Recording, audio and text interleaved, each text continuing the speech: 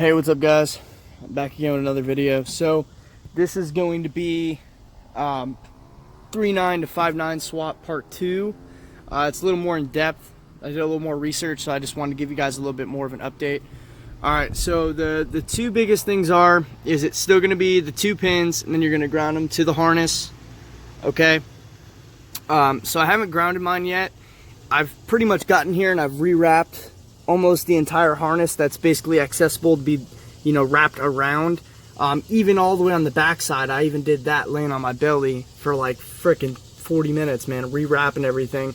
Keep the new wires in there and you know, insulate them, keep them safe. I didn't get this backside, and like I said again, the reason why I didn't ground them out yet is because once this motor's out, the harness is just going to be dangling there. I can wrap it any way I please, you know, and I can really get around the whole thing, you know, instead of taking like little strips and kind of just like making like a cast on it. It's kind of stupid to do it that way. It's just going to get hot and fall off. You really got to wrap that shit tight. Electrical tape doesn't really hold up too well the heat anyway, so I might end up getting maybe like some hockey tape, because it seems like that's something that they use, you know, some kind of like threaded tape, some kind of cloth tape. It almost reminds me of back when I was a kid when I used to play hockey, the tape you use to wrap your stick. It's got like little fibers in it and it makes it a lot stronger. Seems like that's the kind of tape they're using, so who knows, maybe I can get a roll of that, you know, from hockey store or sports store or something. I can wrap it in that and probably hold up better. So anyways, so you only need to back probe 2 pins. So these are the main things I want to touch base on in this video.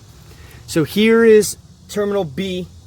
Okay, you've got, I'm doing this on my front camera, A, B, C. Okay, so this is a really important thing that I discovered because not a lot of people talk about it. Every one of these pins is actually numbered. If you look at them, 1 is in this bottom corner, and then it goes all the way up to, I think, like 31. Yeah, 31, all the way up in this corner. Now, some of them aren't used. Some of them, you know, it skips over.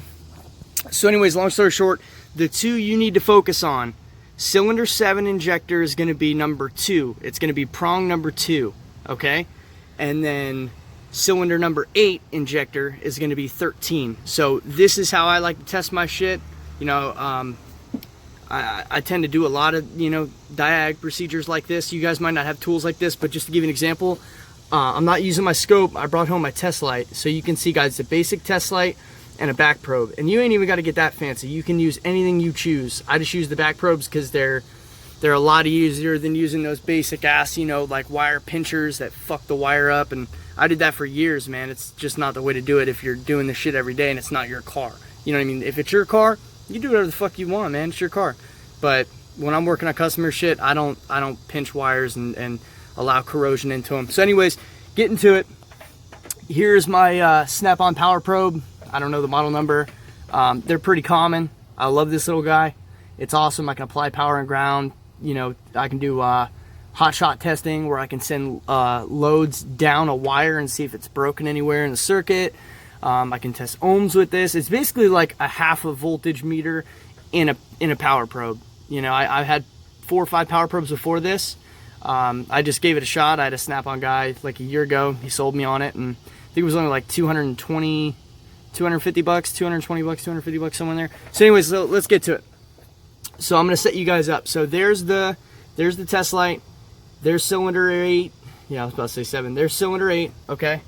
Now I'm going to set you guys down, and this is how you test. So I'm going to apply power through my power probe, and it's going to check this whole circuit. And if that lights up, you know, because obviously it's grounded, so I'm completing the circuit, that's going to glow. I can honestly do that just through this tool, guys. But again, like I said, I want you guys to be able to see what I'm doing so you can do this at home. So you don't have to, you know, get all fancy with it. Let me see if I can set you up somewhere. Let's see if you can see from there. Can you see from there?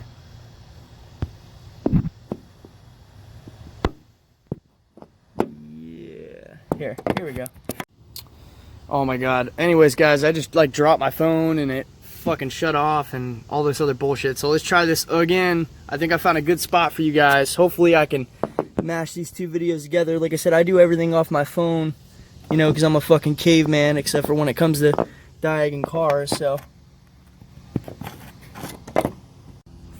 All right, guys, sorry, I dropped my phone. So let's try it this way. So this way I can actually like hold the camera somewhat and actually show you guys, because I've tried twice now to keep my camera on front face and it's just not happening. So let's sit up here. Okay, I think, no. You just need to be able to see this fucking test light, oh my God.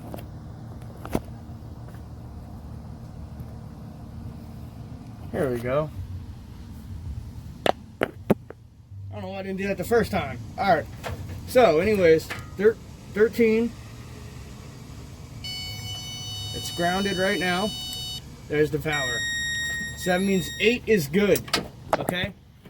So the circuit 8 from the computer, okay, through the ECU connector, all the way through the harness now, because I literally installed it in the harness and then rewrapped the whole harness, is good. So now let's go to 7. And now mind you guys, I didn't take any test trials, so if there's a fuck up, you're gonna see it, but I don't know. Let's see if I can get it on the first try this time. Let's bring this over here. Now the fun part begins. Now you guys get to see me climb. Put it down. Oh, this fucking big ass truck. Shut up, Power Bro. Alright. So now let's come it here to 7. Grab that pink wire. Or purple. Duh. Alright, I'm in. It's in! Oh my God, it's in! I am McLovin. Alright. So let's clip this little alligator on there. Drop that right there. Alright, guys. I'm gonna get down. Ow. Now I'm gonna hit 2. And as you can see, it's good.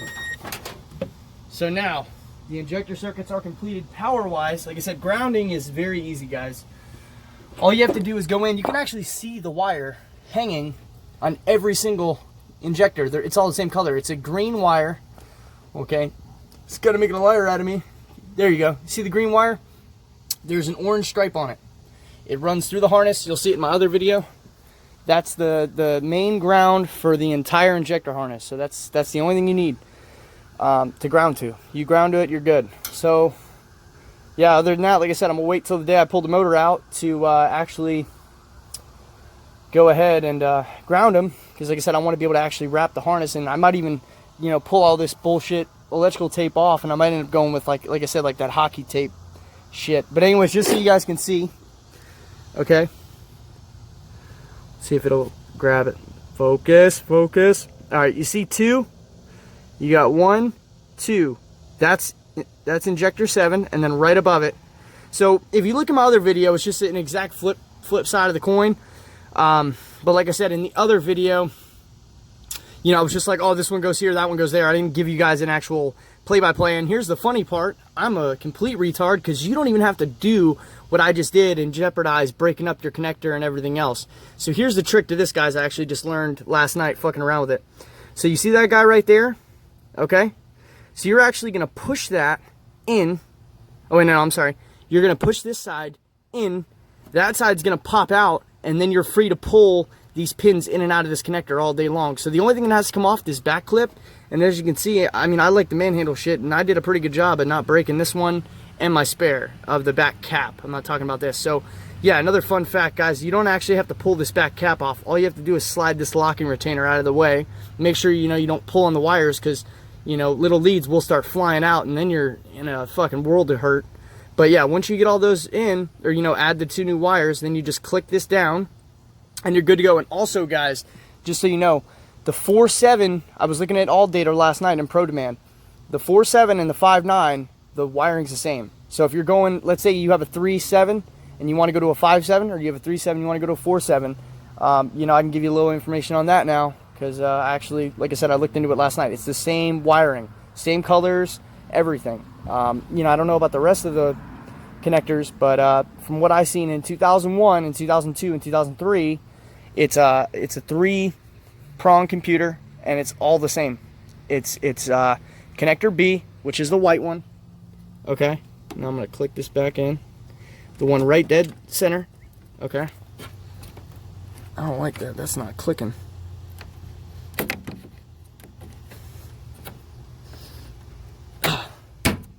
Yeah, now the real fun, guys, is seeing if this thing will start now.